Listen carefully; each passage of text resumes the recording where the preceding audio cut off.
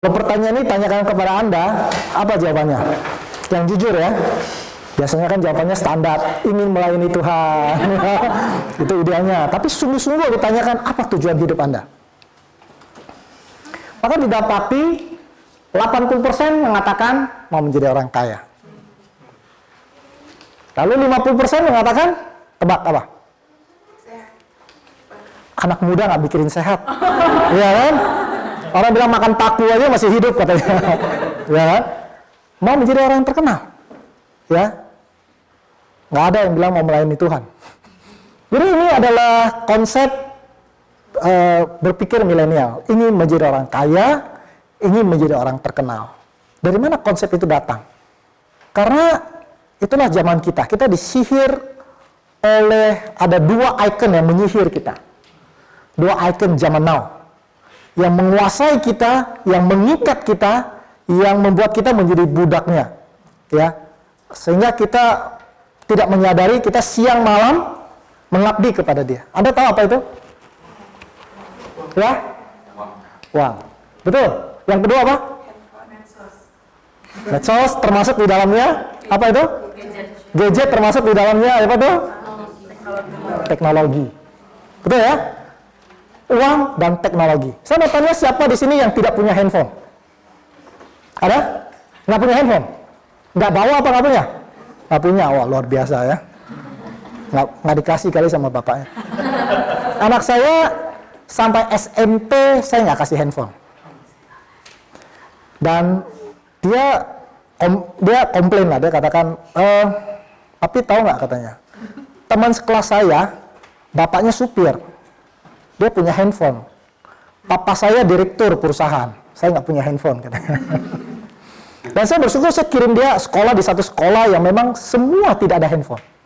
Ya, mereka hanya bisa pakai handphone, gadget yang nggak ada apa namanya yang biasa lah, yang apa flip, cuma ada nomor doang ya, yang layarnya cuma pendek untuk menelpon keluarganya. Dan saya bersyukur tidak menjadi masalah. Kenapa? Karena semuanya nggak ada yang pakai handphone. Ya, mungkin itu yang harus dilakukan sekarang. Baik, kita lihat teknologi maju luar biasa ya. Sekarang kita kalau dulu nanya orang kan alamat rumah ya. Sekarang kita nanya orang alamat email ya, jarang nanya alamat rumah. Lalu kemudian orang yang nggak ngerti teknologi dianggap sebagai gaptek. Teknologi dianggap sebagai simbol kemakmuran, bukan? Kalau kita melihat orang keren apa enggak, lihat apanya? Handphonenya ya. Handphonenya apa?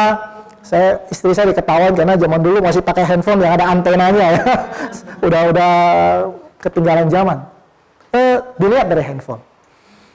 Kita lihat bahwa kemajuan zaman yang sangat luar biasa, sehingga ada satu remaja namanya Xiao Chen, usia 17 tahun. Saya nggak tahu saudara pernah dengar cerita ini nggak? Dia ada di China, dan dia sangat sekali ingin punya iPhone. Zaman itu masih iPhone 7 barangkali. Tapi orang tuanya nggak bisa beliin dia, mungkin iPhone 6. Nggak bisa beliin dia, lalu akhirnya dia kepengen sekali punya. Dia lihat teman-teman dia banyak yang punya, dan dia nggak punya. Itu membuat dia sangat putus asa, dan sangat menderita depresi. Satu kali dia baca di koran, ada orang menawarkan untuk membeli ginjal. Ya, lalu dia menawarkan diri dan dia jual ginjalnya. Sekitar kalau saya nggak salah 23 juta. Jadi kemudian dia masuk, dioperasi, diambil ginjalnya, lalu kemudian dia nginap 1 malam, 2 malam, lalu kemudian dia suruh pulang. Pulang dari rumah sakit, dia nggak langsung pulang ke rumah. Dia langsung ke toko HP Apple dan dia beli dan kemudian dia pulang. Bisa bayangkan ginjal dijual untuk sebuah iPad. Teknologi begitu menguasai hidup manusia. Dan kita lihat, nah ini ceritanya ya. Saya baru update lagi beritanya, dia mengalami, jadi waktu operasinya tidak berlangsung dengan baik dan sekarang dia gagal ginjal. Jadi harus dia berhasil sue rumah sakit yang ambil ginjal dia, tapi hidupnya sudah nggak ada artinya. Itulah manusia zaman sekarang ini. Kita lihat bahwa kekayaan menjadi segala-galanya. Kenapa kekayaan menjadi segala-galanya? Orang mengatakan bahwa money is not everything. Betul ya? money is not everything. Setuju nggak? Money is not everything, but everything is money. Dari Anda lahir sampai mati perlu uang, bukan? Sampai orang mati aja mesti cari kuburannya, mesti beli ini, beli itu. Ya, kita nggak bisa mengingkari bahwa uang itu mempunyai peran yang sangat luar biasa dalam hidup. Bagaimana Anda dikatakan sukses oleh manusia? Rumah tangga Anda bahagia, nggak pernah berantem. Apakah itu ukuran sukses bagi dunia? Hah? Oh, itu sukses sekali loh, nggak pernah suami istri berantem, begitu? Atau anaknya setia loh ke gereja. Wah, pendidikannya luar biasa. Anaknya kalau ketemu orang, halo tante, apa kabar? Itu ukuran sukses bagi dunia? Apa? Mobilnya keren loh, ya kan? Lexus, sukses. Rumahnya 5, sukses. Ya, orang lihat sukses dari mobil, rumah. Jadi karena orang melihatnya demikian, untuk membuktikan kita sukses, apa yang kita lakukan? Kita kerja siang malam untuk membuktikan kita sukses. Oke? Jadi inilah ukuran sukses bagi manusia. Itu sebenarnya kita mau bekerja, berangkat pagi-pagi dari rumah. Ada yang mungkin kalau di Jakarta biasa orang bangun jam 5 pergi kerja, anaknya belum bangun, pulang lembur, kena macet sampai di rumah anak udah tidur. Jadi ketemu anaknya cuma hari Sabat aja ke gereja. Ya, di Amerika juga begitu. Suami istri gantian kerja. Jadi suaminya kerja pagi, kayak anak harus jaga. Di Amerika itu kalau tinggalin anak di rumah itu bisa masuk penjara. Jadi pagi suaminya kerja, istrinya di rumah.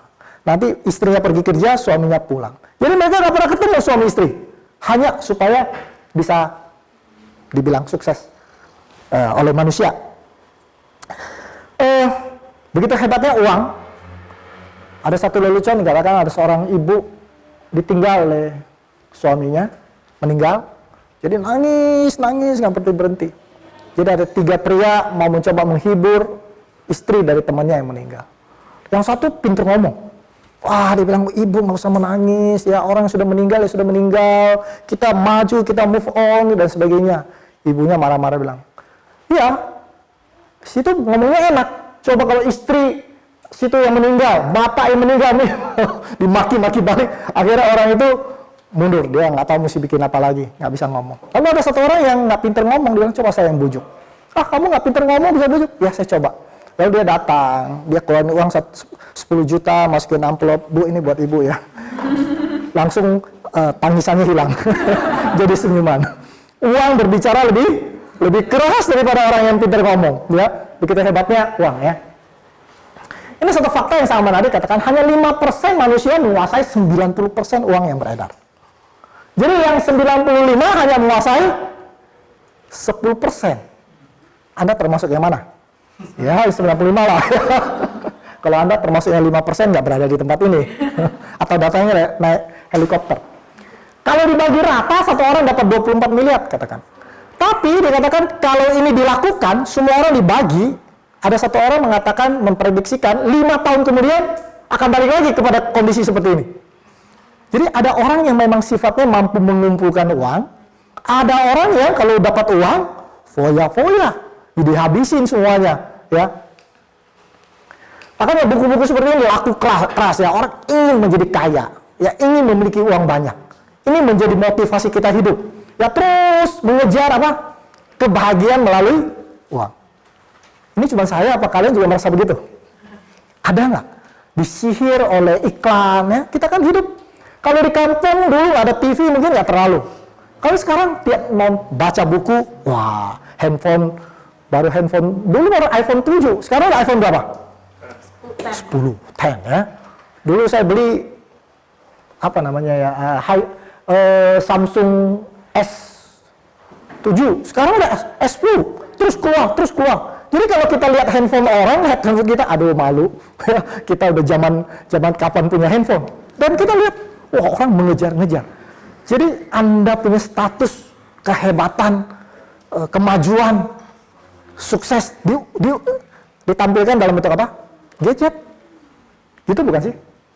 Ada nggak perasaan kayak gitu di kita melihat itu? Kalau kita aja demikian, orang umat Tuhan, apalagi orang dunia, ya kan, menilai kita. Ini udah tahun, saya belum update ya. Sekarang yang paling kaya di dunia adalah Jeff Bezos. Dia adalah yang pemilik Amazon. Paling kaya, uangnya sekarang 131 billion dolar. Bill Gates nomor 2, Warren Buffett nomor 3. Saya tahu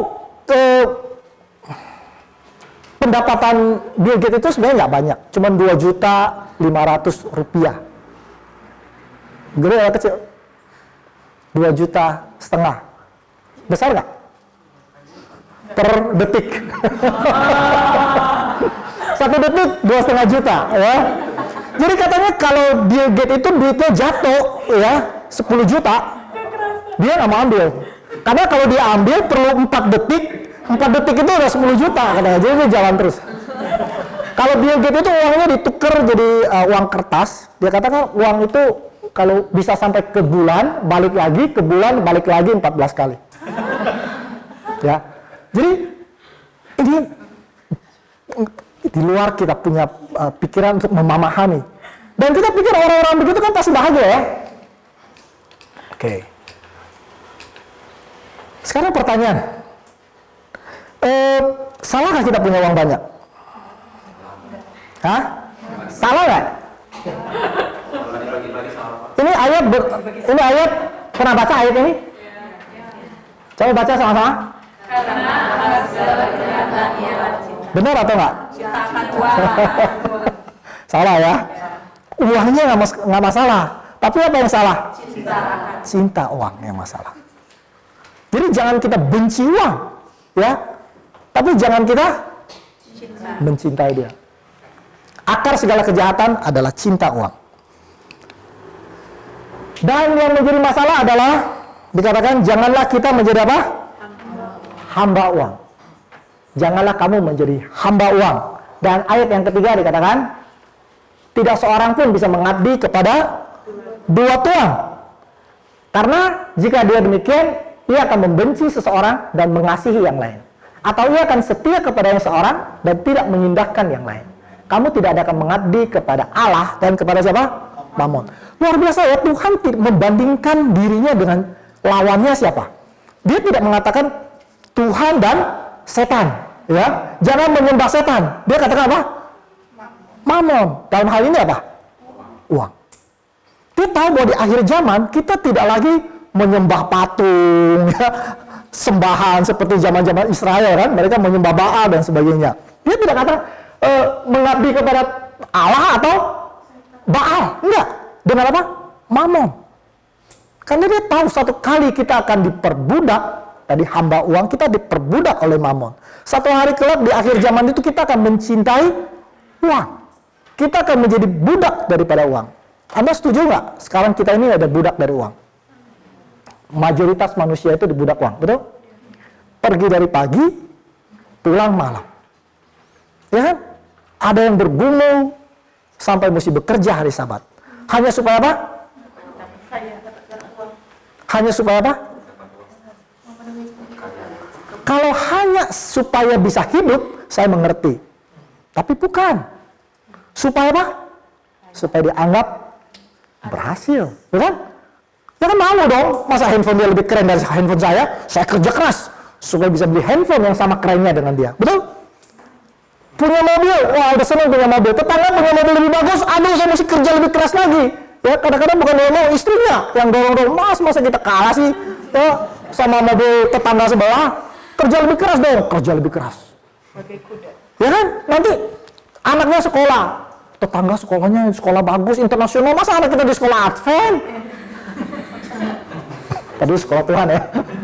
Oh ada cari duit lagi supaya bisa sekolah anak. So kita sudah menjadi budak daripada uang tanpa kita sadari. Kita sudah menyembah dia. Dari mana kita bisa mulai menyembah? Pada saat kita memberikan seluruh waktu kita, itu artinya kita sudah apa? Menjadi hamba, bukan? Kita sudah menjadi budak, kita diperbudak oleh uang. Hanya supaya akhir bulan terima gaji. Lalu kemudian dari cicilan, cicilan semua. Dan ini adalah sesuatu yang Tuhan Katakan kita tidak bisa mendua hati. Pilih salah satu. Mau sembah saya atau sembah Mamon. Di mulut kita katakan kita sembah siapa? Tuhan. Tapi pada kenyataannya kita menyembah Mamon. Baik, di Alkitab cerita banyak sekali orang kaya. Ya, Abraham kaya. Apa yang membuat Abraham berbeda adalah dia tidak menyembah uang. Dia tidak menjadi hamba uang. Saya mau hati-hati mengatakan supaya Anda jangan sampai membenci uang ya. Nanti uangnya semua dikeluarin ya, dibakar ya. Bukan begitu. Tapi coba tanya kepada diri kita sendiri. Apakah uang itu adalah satu fasilitas yang Tuhan berikan kepada kita supaya kita bisa bekerja untuk Dia, atau uang itu menjadi apa? Tujuan, ya? Tujuan dalam hidup kita untuk mengejar kebahagiaan, untuk mengejar kesuksesan, supaya orang mengatakan kita sukses. Sukses di mata siapa? Mata manusia. Di mata Tuhan, apakah orang kaya itu sukses? Kalau kita katakan tidak, tapi pendeta hari Minggu mengatakan ukuran kesuksesan umat Tuhan adalah kekayaan, berkat. Kalau orang miskin berarti dia nggak, imannya kurang, makanya dia tidak berkati. Kalau menjadi kaya adalah ukuran kesuksesan, siapa yang paling tidak sukses? Yesus, ya, gagal dan Yesus nggak diberkati Tuhan. Ya, jadi ini adalah twisted kebenaran yang diputar balik yang sangat mudah untuk dipatahkan. Ya, Yesus saja lahirnya, siapa di sini yang saya rasa kita semua lahir di rumah sakit ya. Tapi Yesus bahkan rumah sakit saja tidak, ya. Dia katakan sampai dia tidak punya rumah, tidak punya meletakkan kepala aja. Jadi kita melihat bahwa ini adalah twisted kebenaran. Tapi sayangnya kita umat Tuhan tetap masih merasakan bahwa uang adalah segala-galanya. Saya mau cerita mengenai 3 mitos uang, 3 hoax mengenai uang. Satu adalah kita berpikir bahwa uang bisa memberikan kita kebahagiaan. Betul? Kan seolah-olah mengatakan kalau kita nggak punya banyak uang, hidup kita nggak bahagia. Itu benar nggak? Hah? Saya kasih tahu sama teman saya bahwa uang tidak menjamin kita bahagia. Dia bilang, iya, punya uang aja nggak bahagia, apalagi nggak punya uang. Katanya. Punya uang aja belum tentu bahagia, apalagi nggak punya uang. Ya, ada benarnya juga sih. Oke, jadi benar nggak uang bisa memberikan kebahagiaan? Kalau saya bilang enggak, Anda bilang, tahu dari mana enggak? Nah, kita buktikan dari majalah Time. Ini bukan majalah gereja, ya. Ini adalah majalah sekuler. Dan satu kali menurut saya sangat luar biasa, dia membahas mengenai the science of happiness. The science of happiness. Dan dia melihat bahwa dia mensurvei negara Jepang. Jepang itu kita tahu tahun 45 hancur total, ya. Karena perang habis uangnya, lalu kemudian karena bom hancur negara itu. Tapi dikatakan dalam tahun 1960 sampai tahun 1980, hanya dalam 20 tahun, GDP-nya bertambah tinggi sekali. Jadi GDP-nya membuat mereka itu bisa punya mobil banyak, masing-masing keluarga bisa jalan-jalan ke seluruh dunia, sampai kita lihat dimanapun tempat-tempat jalan-jalan ada orang Jepang di situ ya. Ekonominya luar biasa tinggi. Tapi majalah Time mengatakan survei kebahagiaan mereka tidak menjadi negara yang lebih bahagia. Jadi waktu ditanya lebih bahagia nggak dulu sama sekarang, ternyata survei itu menunjukkan mereka tidak lebih bahagia. Korea Selatan juga menjadi sebuah negara yang GDP-nya naik tinggi sekali. Mereka menjadi sebuah negara industri yang luar biasa. Tapi waktu disurvei juga tingkat kebahagiaan mereka tidak naik seirama dengan peningkatan GDP-nya. Ini kata majalah Time yang mengadakan survei besar-besaran untuk mencari tahu apa sih yang membuat seseorang itu bahagia. Mereka lihat Amerika. Amerika itu menarik. Mereka ada satu polling yang dibuat oleh US National Opinion Research Center di tahun 1950.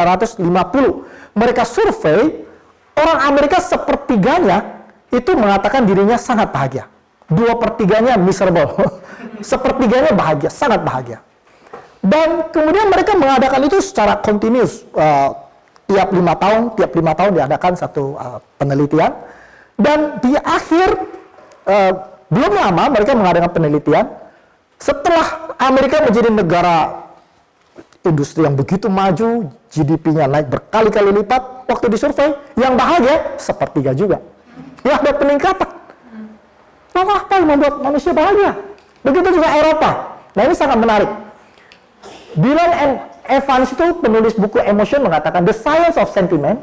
Dia mengatakan ada, kalau kita berbicara, dia katakan there are more to happiness than financial security. Dia mau katakan bahwa kalau berbicara kebahagiaan, ada banyak hal yang lain dan bukan hanya bicara masalah uang. Ya, ada banyak hal yang bisa mendukung seseorang menjadi bahagia.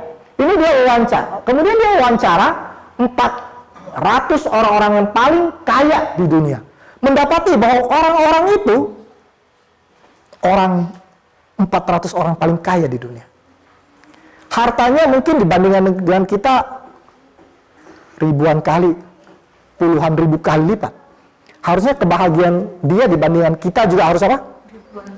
Puluhan ribu kali lipat. Dan mereka wawancara, ternyata mereka tidak lebih bahagia dari orang kebanyakan. Saya mau ulang lagi supaya kita dengar baik-baik. Uangnya termasuk 400 orang paling kaya di dunia. Waktu diwawancara, dibanding dengan wawancara orang biasa seperti kita, dia dapati mereka tidak lebih bahagia. Mereka ini orang-orang yang punya pesawat jet sendiri. Kalau mau pergi kemana-mana nggak kayak kita masuk ke Traveloka, pesan pesawat. Nah, enggak, mereka tinggal datang aja langsung masuk pesawat, nggak usah nunggu-nunggu, langsung terbang. Private jet, bukan punya satu loh. Dan mereka tidak lebih bahagia dari kita. Lalu mereka bilang, nah kalau uang tidak membawa kebahagiaan, lalu apa yang membawa kebahagiaan? Dia wawancara, ini majalah Time ya. Mereka selidiki apa yang membuat orang bahagia. Ini sangat menarik. Dia katakan bahwa orang yang pintar itu tidak lebih bahagia daripada orang yang biasa saja. Anak yang sekolah di sekolah bagus tidak lebih bahagia daripada anak yang sekolah di sekolah biasa saja. Itu dia, IQ tinggi tidak lebih bahagia daripada anak yang biasa saja. Malah anak biasa saja lebih bahagia karena bisa main segala macam. Lalu dia katakan bahwa orang muda dibandingkan dengan orang tua, ternyata orang muda tidak lebih bahagia daripada orang tua. Jadi Anda belum tentu lebih bahagia dari saya. Itu kata majalah Time ya. Kan dia wawancara satu-satu. Nah, menikah sedikit lebih bahagia daripada orang yang tidak menikah.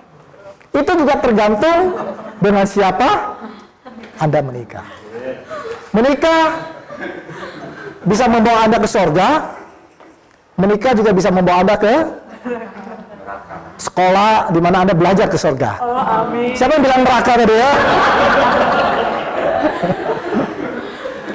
Tapi ini semua nggak membawa kebahagiaan. Kaya nggak bawa bahagia, pintar nggak bawa bahagia, ya kan? Menikah juga nggak lebih bahagia, nggak terlalu banyak. Lalu apa yang bikin orang bahagia? Dengar baik-baik. Ini kata majalah Time, ya. Iman kerohanian. Dia dapat ternyata orang yang suka ke gereja lebih bahagia. Orang yang kerja sama Tuhan lebih bahagia. Dan persahabatan. Orang yang melayani sesama manusia. Itu lebih bahagia. Saya nggak tahu sudah merinding nggak mendengar ini. Ini majalah Time. Ini kalau kita majalah Time keluar uang banyak sekali untuk penelitian ini. Yang sebetulnya dia nggak perlu keluar uang. Tinggal baca Alkitab. Alkitab katakan apa? Apa kata Alkitab? Ya, orang yang bahagia adalah orang yang apa? Yang percaya kepada Tuhan, ya, dengan segenap hati, dan kemudian apa? Melayani sesama manusia, kan? Kasihilah Tuhan Allahmu dengan segenap hatimu, dengan segenap jiwamu, dengan segenap akal budimu. Itulah hukum yang terutama yang pertama. Dan hukum yang kedua adalah kasihilah sesamamu manusia. Kalau ini juga dilakukan, Anda menjadi orang yang apa? Yang bahagia. Saya jujur bicara sama Anda semuanya, saya nggak malu melakukan. Saya nggak percaya ini. Dulu waktu saya masih muda, saya masih tetap yakin uang bisa membuat saya bahagia. Saya mencari uang sebanyak-banyaknya waktu saya masih seumur kalian. Dan sekarang saya udah 55, saya tahu yang membuat saya bahagia bukan ini. Yang membuat saya bahagia adalah melayani orang. dan melayani Tuhan. Saya perlu waktu 30 tahun untuk menyadari kesalahan saya. Belum ada majalah Time saat itu. Ada pun saya nggak percaya. Saya ingin ceritakan ini sebagai kesaksian. Sebetulnya saya banyak kesempatan untuk jadi orang. Saya punya perusahaan saya sendiri. Ada banyak, saya hampir dapat satu perusahaan yang besar. Tapi saya tolak. Karena kalau saya dapat, saya yakin saya nggak bisa melayani Tuhan. Kalau saya masih muda, mungkin saya terima. Tapi sekarang saya pikir, saya udah tahu bahwa apa yang membuat saya bahagia. Kita terlibat di dalam pelayanan kepada orang yang sakit kanker. Dan saya tahu ada banyak sekali orang yang kaya, yang datang ke tempat seminar kami bawa Porsche, bawa mobil-mobil mahal. Dan saya melihat mereka nggak lebih bahagia dari kita. Hidupnya penuh dengan masalah. Mereka cemas. Yang kaya takut uangnya dimakan orang, takut bayar pajak. Kita bersyukur nggak punya uang, nggak perlu bayar pajak. Rumahnya takut dirampok dan sebagainya. Jadi mereka pun punya masalah. Ya bukan berarti punya uang nggak punya masalah. Lebih banyak masalah. Rumah tangganya jadi masalah, istrinya takut suaminya selingkuh. Ya karena punya duit, dikejar sama orang, didekatin sama orang. Kalau kita biasa-biasanya, istri saya nggak pernah curiga, siapa yang mau sama kamu, nggak punya duit. Ya dia punya hati yang tenang. Jadi kita lihat bahwa segala sesuatu itu, masalah itu ada pada orang kaya, ada pada orang miskin. Baik. April tanggal 21 itu hari ulang tahun pernikahan saya. Aku tuh rencana mau rayakan di mana ya saya sama istri saya. Tiba-tiba saya dapat telepon, ada orang yang mau belajar Alkitab. Dia dari Buddha. Dan waktu dia dengar saya dari Buddha, dia bilang, saya mau dong. Dia bilang sama satu anggota gereja, saya mau ketemu sama Pak Edi dong. Mau sharing-sharing dong, boleh nggak ya? Dia mau nggak ya? Wah, saya ditelepon hari Minggu, tanggal 21, saya bilang sama istri, kita pergi yuk. Pergi kita, naik mobil. Dari Bekasi sampai ke Serpong. Cukup jauh ya. Sampai di sana, akhirnya jam 10, kita belajar Alkitab. Wah, saya sharing lah mengenai Buddhism, ya. Kenapa dia menyembah Kuan Im, ya, patung Kuan Im, ya. Saya bilang, kenapa kita nggak boleh sembah? Karena kita hanya bisa menyembah pencipta kita. Sedangkan Kuan Im itu, mereka agama Buddha sendiri mengatakan dia bukan pencipta dan sebagainya. Dari jam 10 pagi kita belajar sampai makan siang. Kita makan di luar deh, makan di luar. Belajar lagi di tempat makan sampai jam 5 sore. 7 jam Bible study. Nggak jadi merayakan anniversary. Dan saya sama istri saya pulang dan kami katakan, inilah perayaan anniversary yang paling indah dalam hidup saya. Kalau saudara tidak merasakan itu ya memang susah ya. Kalau kita merasakan, kita betul-betul care kepada sesama kita manusia, kita tahu yang kita lakukan itu membuat, jadi ibu itu cerita, dia curhat segala perasaan dia, dan kita bisa membawanya, dan dia katakan, ya saya mau mengenal Tuhan lebih baik. Dan kita merasakan itulah kebahagiaan. Ya, itulah kebahagiaan. Dan saya merasakan, kalau saya bisa ulang lagi hidup saya, mungkin saya akan lebih banyak sharing akan kebahagiaan ini kepada orang lain daripada mencari uang. Oke. Dan kemudian majalah Time katakan, tentu kita tahu bahwa uang tidak dapat membeli kebahagiaan. Tetapi kita bersikap tidak mau mendengar, jutaan dari kita menghabiskan lebih banyak waktu dan energi untuk mendapatkan barang yang dapat dibeli oleh uang daripada mengerjakan aktivitas yang memberikan kepuasan sejati. Kita kadang-kadang selalu nunggu. Saya tahu saya suka menginjil, tapi saya cari uang dulu. Nanti kalau uang saya sudah banyak, baru saya mau menginjil. Nanti kalau saya sudah tua, kita ingin memberikan sisa-sisa waktu kita kepada Tuhan. Begitu udah tua, stroke. Mau bagaimana menginjil? Ya, mari kita berikan yang terbaik untuk Tuhan. Baik, lalu mereka sangat menarik ya. Majalah Time dulu bahas, kenapa uang tidak bisa memberikan kebahagiaan? Dia katakan karena kita selalu ingin lebih. Sudah punya uang, pertama berdoa, Tuhan, saya belum punya rumah, Tuhan. Kasih saya rumah, Tuhan. Ada Tuhan kasih rumah. Ya, punya rumah. Tapi kemudian bilang, Tuhan, saya udah punya rumah, tapi kamarnya cuma 1, Tuhan. Kasih dong kamar 3. Kan banyak juga tetangga-tetangga. Saudara-saudara mau datang, nggak bisa. Tuhan kasih 3. Tuhan, kalau bisa 2 tingkat lah, Tuhan. Nggak enak rumah saya rendah, tetangga rumahnya tinggi. Terus kita minta. Nggak puas. Ya, tadi saya katakan, punya mobil, udah senang. Mobil tetangga lebih bagus, jadi tidak senang. Jadi kita selalu membandingkan dengan orang lain, dan kita ingin selalu lebih. Nggak ada orang yang mengatakan, saya udah cukup. Tuhan, terima kasih berkatnya, saya udah cukup. Ada yang begitu? Nggak. Ya, selalu ingin lebih. Betul? Itu yang terjadi dalam hidup kita. Ya kan? Saya nggak yakin orang punya handphone terus puas. Wah, handphone ini saya akan gunakan seumur hidup saya. Nah, setahun 2 tahun kemudian dia udah lihat, waduh ada iklan ini, handphonenya canggih sekali, bisa ini, bisa itu. Kepengen ganti, padahal handphonenya nggak ada masalah. Ya, sudah kepengen ganti. Saya selalu ingin. Yang kedua, selalu membandingkan dengan orang lain. Ya, itu yang membuat kita tidak bisa bahagia. Dan kemudian orang itu terperangkap oleh status dia. Orang yang kaya akan bisa lagi naik. Saya tanya, kenapa sih naik pesawat itu mesti naik apa namanya yang di depan itu apa namanya? Hah? Business class ya. Seru banget, business class itu bisa harganya 4 kali lipat, 5 kali lipat daripada yang biasa. Kenapa mau? Karena dia nggak bisa duduk di tempat yang biasa. Kalau dia duduk di ekonomi, orang akan katakan, wah dia udah bangkrut. Jadi untuk mempertahankan statusnya, dia harus selalu duduk di depan. Nah, ini yang menjadi masalah kenapa dia nggak bahagia. Dia harus mempertahankan status bahwa dia adalah orang kaya. Dia takut orang mengatakan dia sudah miskin. Dan itu membuat dia menjadi tidak bahagia. Makanya Rasul Paulus mengatakan, saya pernah kaya, kata Rasul Paulus ya, karena saya belajar untuk mencukupkan diri dalam segala keadaan. Itulah inti dari kebahagiaan itu. Be content. Puas dengan apa yang kita miliki.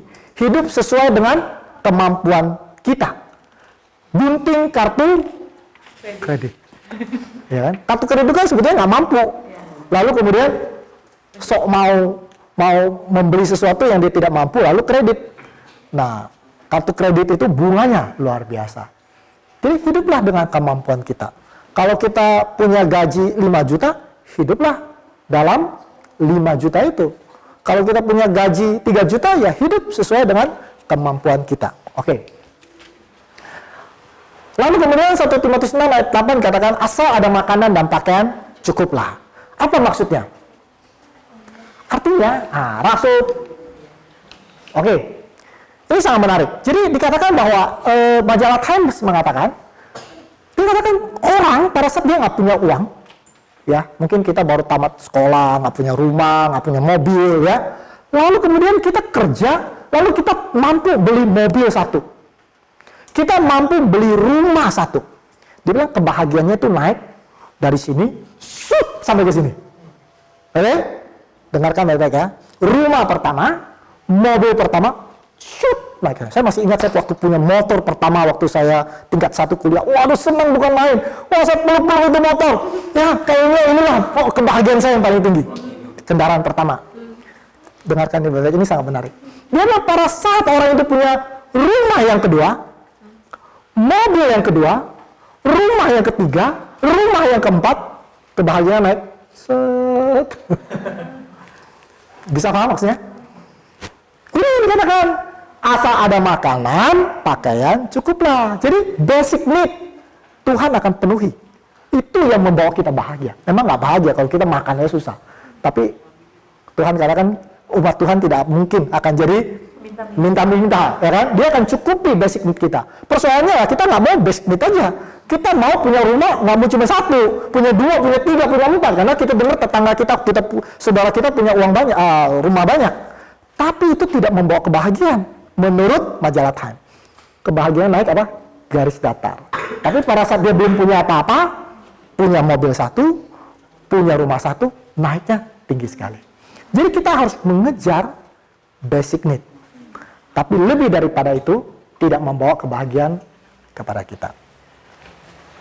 Baik, waktu saya tinggal sedikit, saya harus maju terus. Dan yang ketiga adalah mitos kedua dikatakan uang memberi rasa aman. Money bring security. Tapi Alkitab mengatakan siapa yang mempercayakan diri kepada kekayaannya akan apa? Jatuh, ya.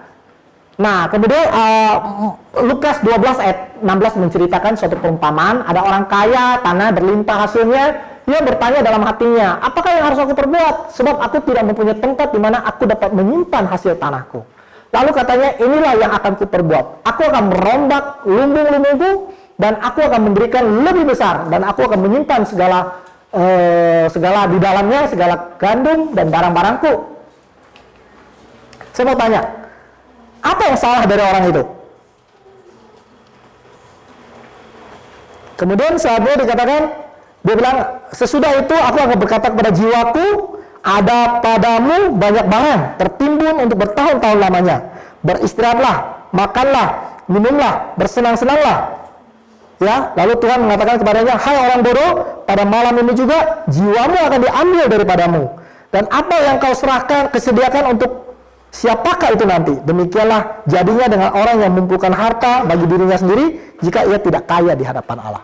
Saya mau tanya, orang itu salah di mana? Salah karena dia punya harta yang banyak? Dia punya gandum yang banyak? Salahnya di mana?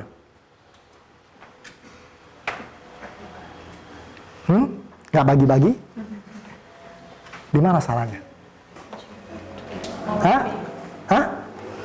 Di mana salahnya?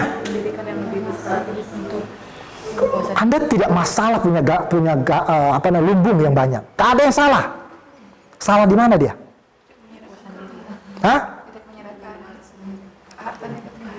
Percaya pada hartanya.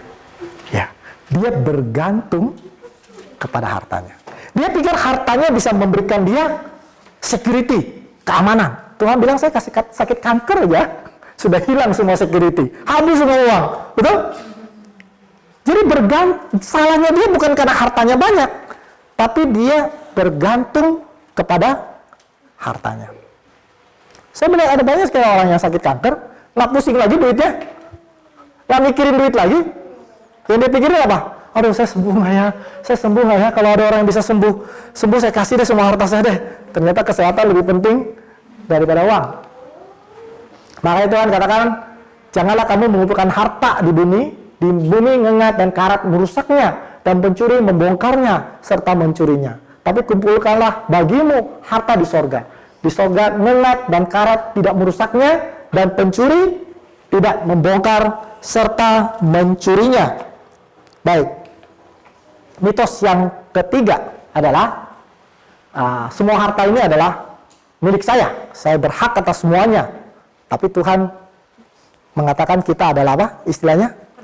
Penata layan. Kita ini dipercayakan. Saya mau tanya kepada Anda, kalau kita punya gaji 10 juta, berapa yang punya Tuhan? 10 juta. Kalau saya punya gaji, tadi saya bilang berapa? 10 juta. Berapa yang punya Tuhan? 10 juta. Wah, pintar ya. Jangan bilang 1 juta, yang 9 juta punya saya.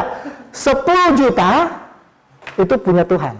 Yang 9 juta dipercayakan kepada kita untuk kita kelola.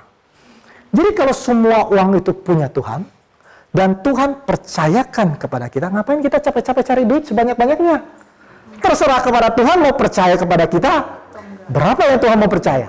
Tugas kita harus kerja keras mengejar apa tadi? Basic need. Ya, jangan juga kita menjadi pelayan Tuhan tapi aduh pinjam duit dong, saya nggak makan nih. Ya. Itu mempermalukan apa? Tuhan. Ya, kita harus mampu memenuhi basic need kita. Dan saya belum pernah melihat orang yang bekerja bagi Tuhan itu menjadi peminta-minta, menjadi miskin, nggak makan. Saya lihat mereka hidupnya bahagia, ya, bahagia. Baik.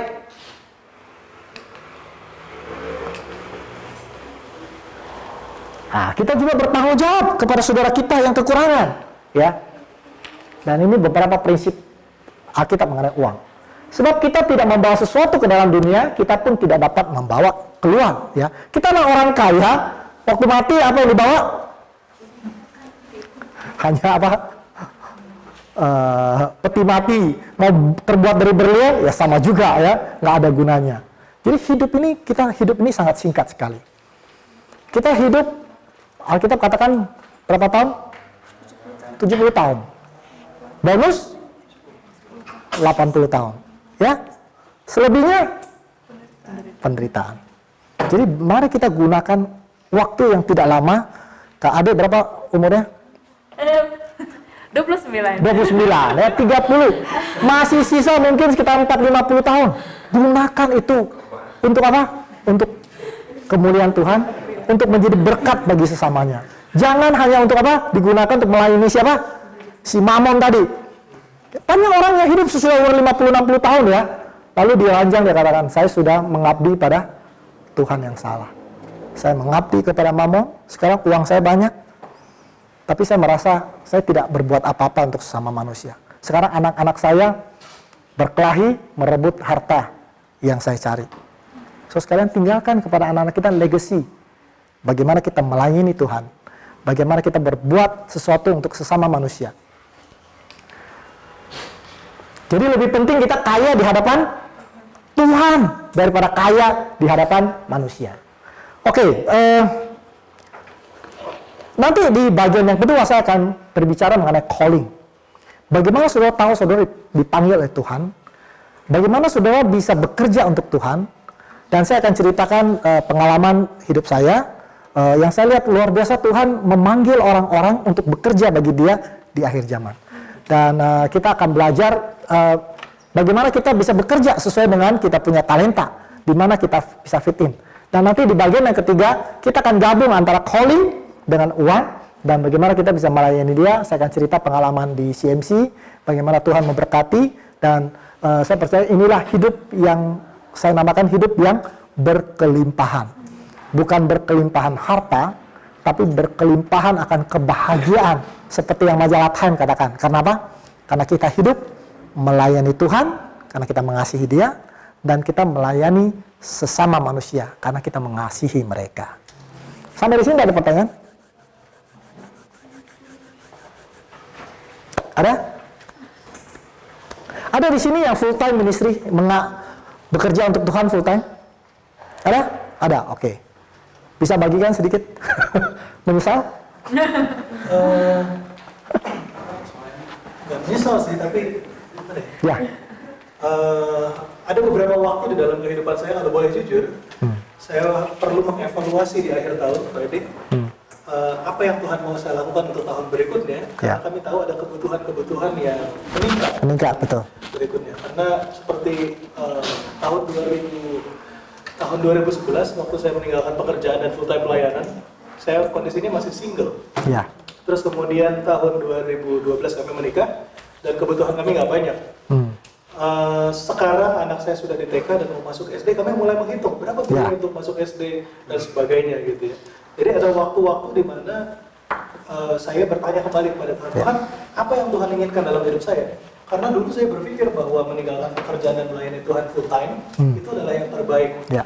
Tapi setelah saya bertambah dewasa, saya melihat bahwa Tuhan bekerja di dalam berbagai cara. Orang sering berpikir bahwa seorang pendeta lebih rohani daripada seorang pengusaha.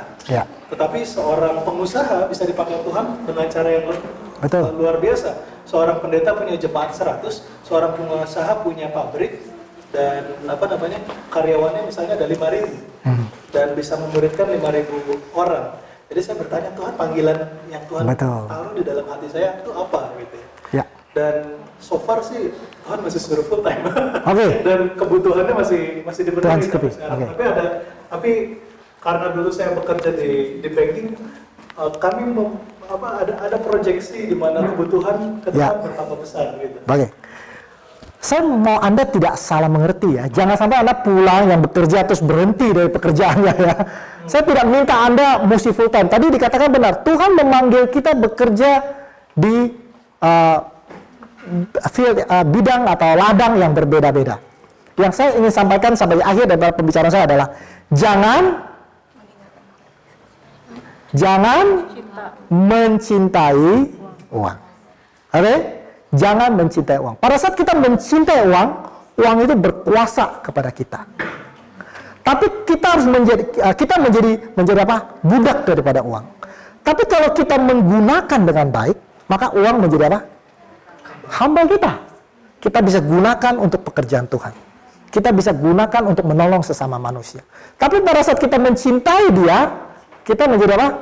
Menjadi hamba Dia. Kita akan dituntun kemana saja yang Dia mau. Kita akan pada ujungnya akan meninggalkan Tuhan. Itu yang satu. Jadi kita bisa bekerja bagi Tuhan di mana saja. Tapi jangan mencintai uang. Itu kira-kira yang harus Anda pulang, ini harus kita renungkan. Yang kedua, ada cara kreatif yang kita bisa lakukan untuk mencari uang. Tidak harus bekerja dari jam 8 sampai jam 5. Oke, ada banyak kreativitas. Nanti kita akan bahas di situ. Bagaimana saya tetap melayani Tuhan? Saya punya income, saya bisa bekerja lebih. Ya, kalau Anda merasa di pekerjaan Anda bisa melayani Tuhan, ya sudah, nggak usah pusing. Ya kan, saya kerja jam 8 sampai jam 5, tapi jam makan saya selalu memberikan Bible study. Ya sudah di situ. Orang lain mungkin nggak bisa jangkau, Anda bisa jangkau. Nggak usah berhenti dari pekerjaan. Tapi kalau pekerjaan Anda merasa, aduh saya kerja itu cuma cari duit, saya mau melayani Tuhan lebih, tapi nggak bisa karena bekerja. Ada banyak sekali cara yang kita bisa lakukan. Yang ketiga yang saya mau tanggapin adalah, Anda jangan pikir bahwa bekerja Tuhan saya bisa hidup mewah dan sebagainya. Kita kadang-kadang diuji oleh Tuhan, sehingga kita merasakan penderitaan. Tapi penderitaan itu justru membuat kita lebih bergantung kepada Tuhan daripada kita saat kita punya uang. Karena kita jadi bergantung kepada siapa? Kepada uang kita. Betul ya? Baik. Jadi kita berdoa kepada Tuhan hari demi hari. Makanya Tuhan dalam doa Bapa kami, berikanlah kami makanan yang secukupnya pada hari ini. Belajar kita untuk terus bergantung kepada Tuhan dari hari ke hari. Oke, time is up. Mudah-mudahan kita mendapatkan konsep yang jelas mengenai uang. Nanti kita akan bahas mengenai panggilan. Mari kita berdiri bersama-sama.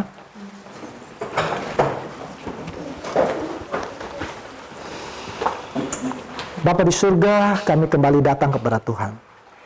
Kami tahu bahwa salah satu jerat yang setan pasang di akhir zaman ini adalah uang dan teknologi. Di mana kami hidup, kami bergantung kepada kedua instrumen ini. Tapi biarlah Tuhan pada siang ini, kami belajar untuk menempatkan keduanya pada proporsinya. Bahwa hidup kami bukan bergantung kepada uang dan bergantung kepada teknologi. Biarlah kami menyadari bahwa hidup kami bergantung kepada Tuhan. Dan biarlah Tuhan, kami bisa melalui pelajaran ini memutuskan Tuhan untuk lebih banyak melayani Tuhan, sebagai gantinya melayani Mamon. Biarlah kami bisa menggunakan masa muda kami dengan baik. Kami bisa melayani Tuhan di masa kami masih muda. Dan nama Tuhan dimuliakan. Di dalam nama Tuhan Yesus kami berdoa. Amin.